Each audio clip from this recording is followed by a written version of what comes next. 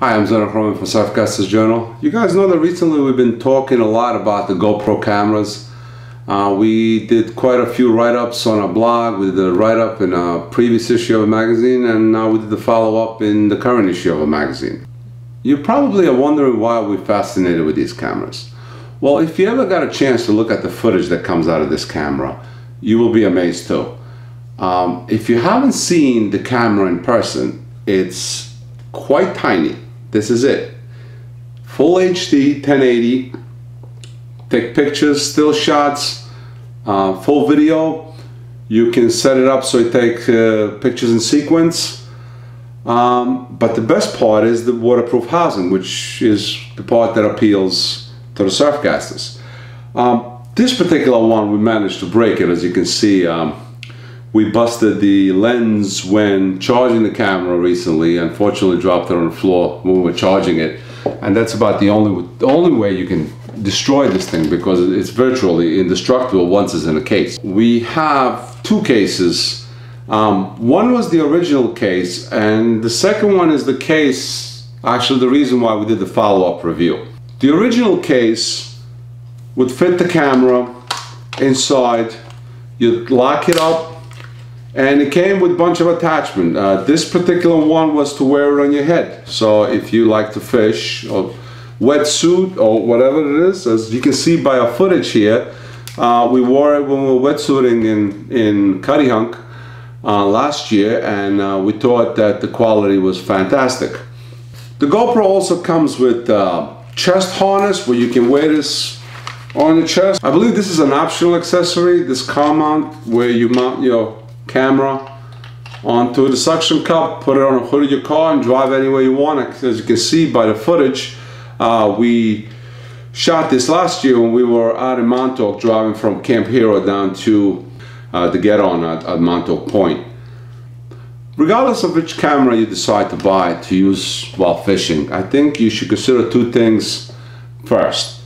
The first and foremost should always be the quality. And the quality footage that comes out of this tiny camera is beyond belief. As you can see on this video, we shot this also last year on Cuttyhunk when we got off the boat.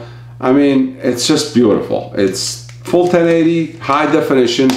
The second thing I'd be worried if I was investing money in a camera like this is if this camera manufacturer is going to be around 6 months from now. As we've seen it recently with the flip camera, they were all the rage, and now Cisco decided to just do away with them. GoPro's been around for a long time, and they just keep expanding, and I have no doubt they're going to be around for a long time.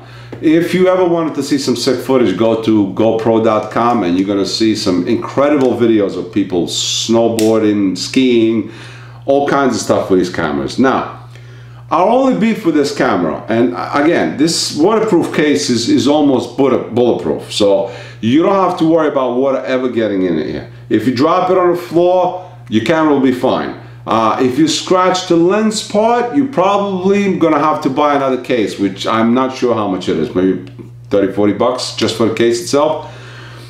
But I'm not concerned with this camera breaking while in the case. The only issue we had with this camera was that we could not see what we were recording. So you basically recording blind until you got home, took a look at your videos, and then you realized that the camera was pointing in the wrong way. You should have bent it down or up a little bit. You weren't certain if you got the footage that you wanted. We anticipated that GoPro was going to come out with an LCD screen for their camera. We just didn't know what would it look like when it's done. Well, we finally got one, and it's been released to the public, and this is what it looks like. The case is slightly larger than the original case. When you buy the LCD screen, you're going to receive a bunch of these covers which will expand your original case to fit this new camera. Now, how is this different? Well, the LCD screen is detachable from the camera. Okay, so you can use it either way. You can use it without the LCD screen, so with the screen. And all you have to do is plug this in, and you got the camera ready to go. The beauty of it is that now you can see, I don't know if you guys can see this on video, maybe if I bring it a little closer, I'm not sure. You actually have a viewfinder in the back, and you can frame your shots and you're gonna get the shot that you want instead of the shot that you thought you got, but when you came home you realized it wasn't there. This camera with this attachment will fit in your original box with the new door that you will get when you buy the screen itself if you already have the GoPro. But we're very excited about this. This is definitely a cool thing, and this is why we decided to do a follow-up review. We don't do too many of them, but we thought it was deserved. What I failed to mention is that this camera works great underwater if you want to take some underwater footage of your lures, if you want to take underwater footage of your buddy bringing in fish. As you can see by this clip that we did last year with a rig deal, it takes a great footage even underwater in a filthy water, which has got a lot of particles suspended and you can barely see it, and it still comes out beautifully. And we're really excited about this. I mean, this is probably something, if you're going to buy one camera that you want to record your fishing trip, if you're a boater, if you're a surfcaster, doesn't matter what it is, we cannot stress enough that there is no better product that we have found yet that works like this GoPro. And again, if you go to their website, you will see some stuff that would clearly amaze you. People jumping off the planes, people skiing. So this is a kind of camera that you know, if you are really into this, this is probably the only camera I would personally recommend.